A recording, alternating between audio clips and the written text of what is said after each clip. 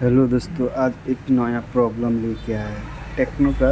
देख सकते हैं टेक्नो 10C मॉडल है। इसका क्या हो रहा था, रिंगर वर्क नहीं कर रहा था और ये 3 शॉप से घूम रिटर्न घूम के आया था। और इसका प्रॉब्लम हो रहा था, चार्जिंग बोर्ड भी नहीं मिल रहा था। ठीक है, तो देख सकते हैं इसका ये लास्ट में जाके मुझको एक आईसी चेंज करना पड़ा। इसका सामने देख सकते हैं और ये आईसी जो ब्रेक हो गया था। तो ये देख सकते हैं एक ब्रेक हो गया एक साइड का। इसका बाद अब रिजल्ट देख सकते हैं, अभी वर्क कर रहा है। आपको दिखाता हूँ,